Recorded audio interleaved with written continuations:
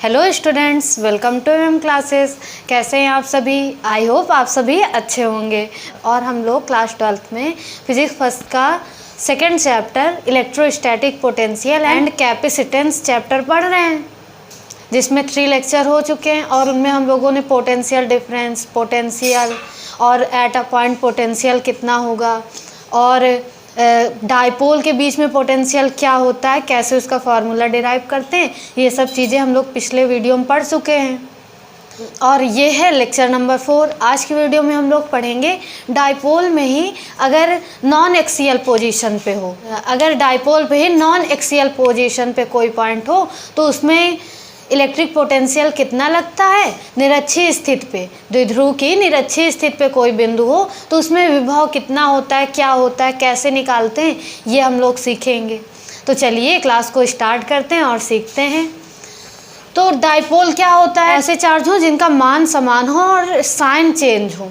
जैसे 7 coulomb -7 coulomb, मतलब +7 -7, same charge हो, बस उनके चिन्ह साइन चेंज हो तो वो डाइपोल होते हैं। और वो कम से कम न्यूनतम दूरी पे रखे गए हों तो उसे हम लोग डाइपोल बोलते हैं, द्विध्रुव बोलते हैं। जैसे ये +q आवेश दे दिया जाए, इससे थोड़ी दूरी पे ही -q आवेश दे दिया जाए। ये +q है, ये -q है। इस पॉइंट को मान लिया पॉइंट A, इस पॉइंट को मान लिया पॉइंट B। जो इसके पहले हम लोगों ने डाइपोल में इलेक्ट्रिक पोटेंशियल पढ़ा था, वो पढ़ा था एक्सियल पोजीशन पे। कोई बिंदु इसी अक्ष पे हो, कोई बिंदु इसी अक्ष पे हो जिस पे हमको वैद्युत विभव निकालना हो। इसी अक्ष का मतलब ये हम एक्स अक्ष की बात कर रहे हैं तो एक्स अक्ष में कोई बिंदु दे दिया जाए। और अगर अब हम एक्स अक्ष की बात कर रहे हैं तो वाई अक्ष में कोई बिंदु दे दिया जाए, यहाँ पे कोई बिंदु दे दिया जाए P। इसमें वैद्युत विभव कितना होगा ये हमको निकालना है। तो हम क्या करें, इनके बीच की दूरी क्या होती है, 2L होती है।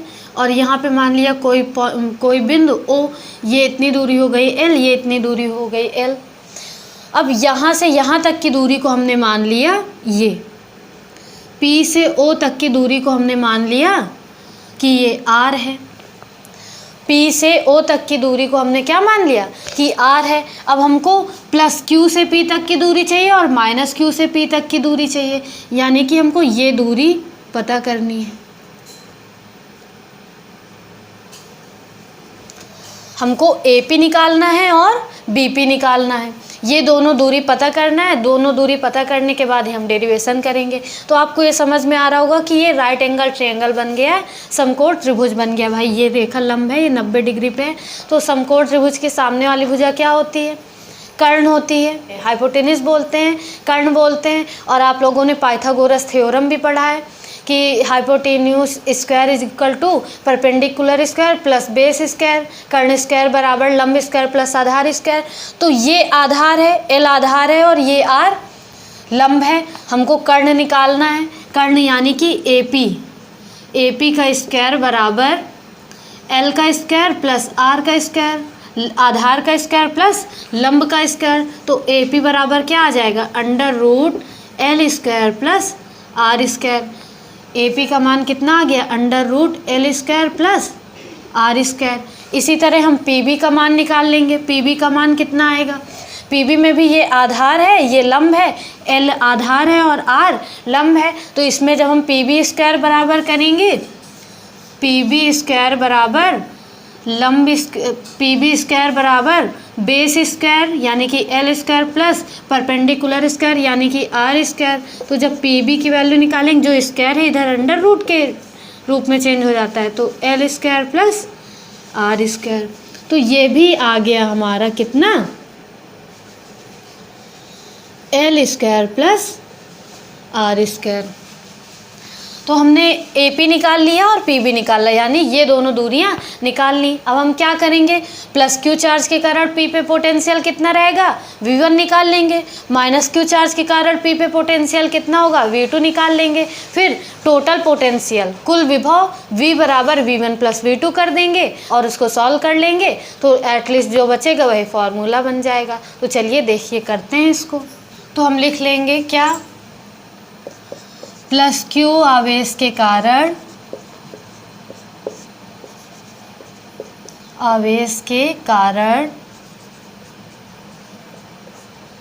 P पर विभव, इलेक्ट्रिक पोटेंशियल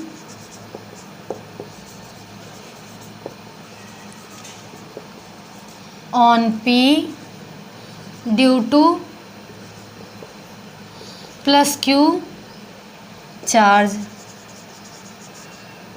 V1 बराबर 1/4 पाई एप्सिलॉन नॉट Q यानी कि प्लस Q अपान R। अब Q से P तक की दूरी कितनी है? √L² plus R²।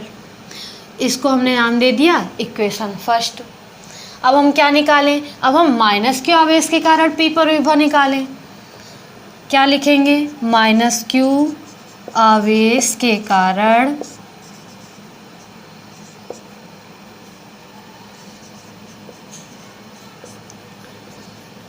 P पर विभव, इलेक्ट्रिक पोटेंशियल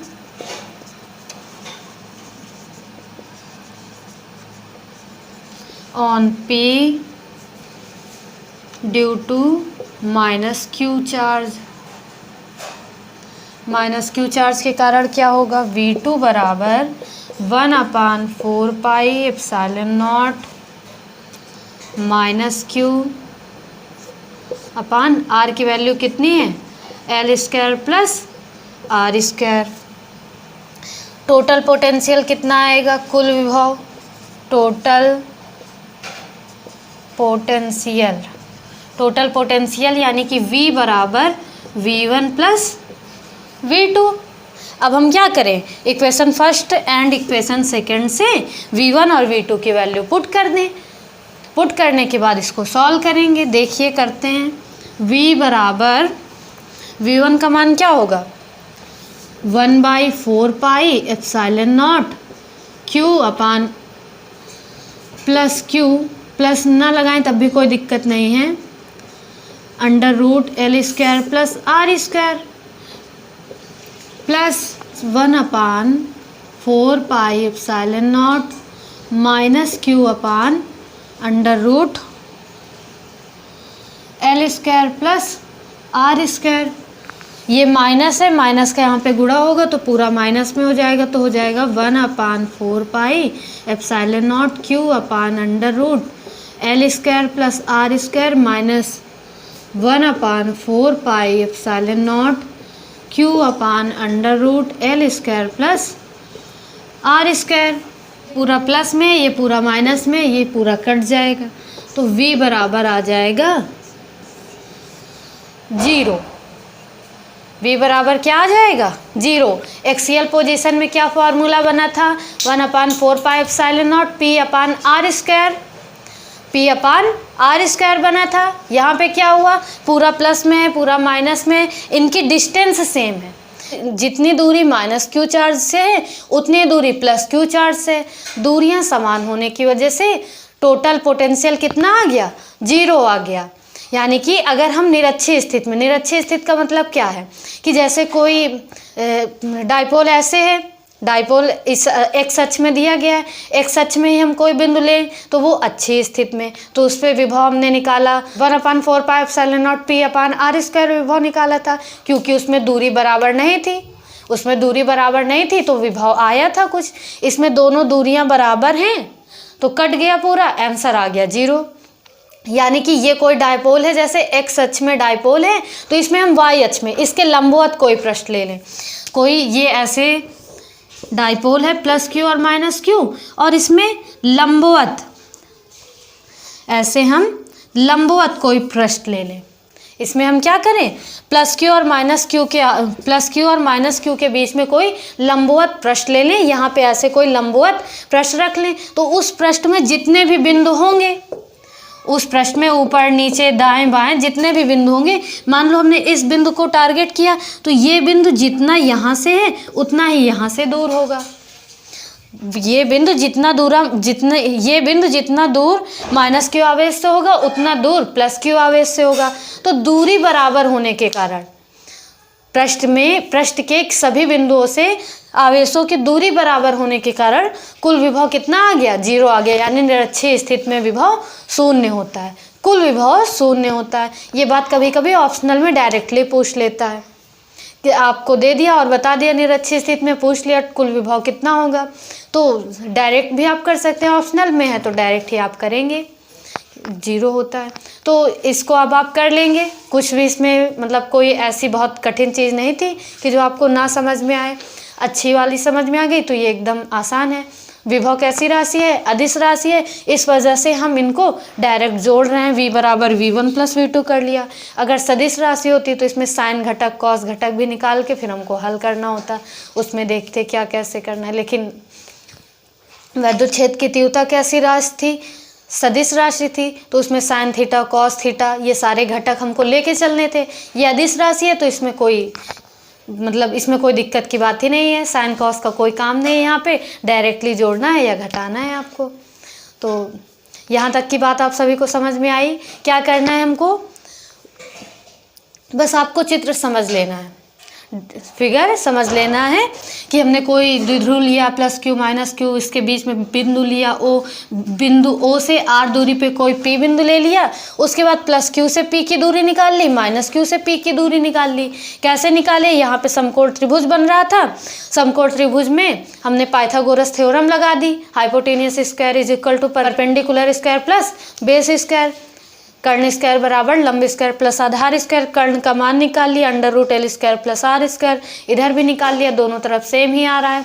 और इतना करने के बाद प्लस क्यू आवेश से पी पर विभव निकाला, माइनस क्यू आवेश से पी पर विभव निकाला, कुल विभव v बराबर v1 प्लस v2 कर दिया, दोनों को मान रख दिए, दोनों बराबर थे और प्लस माइनस में थे तो पूरा कट गया और आंसर आ गया 0। यानी निरक्षीय स्थिति में, ध्रुव की निरक्षीय स्थिति में किसी बिंदु पर विभव कितना होता है, 0 होता है, शून्य होता है। तो ये डेरिवेशन आप करिए, अच्छी वाला भी करिए, और जो स्टार्टिंग में बताया गया था कि किसी बिंदु पर विभव कितना होगा, द्विध्रुव ना हो, ऐसे ही किसी बिंदु पर किसी क्यू आवेश के कारण किसी बिंदु पर कितना विभव होगा, वो वाला डेरिवेशन भी इम्पॉर्टेंट है। छोटे छोटे डेरिवेशन है, आसान है और इम्पॉर्टेंट भी है, तो इनको करिए। एक बार आप करेंगे तो बहुत आसानी से ही आपको आ जाएगा, और तैयारी करते रहिए। यहाँ तक की बात आप सभी को समझ में आई।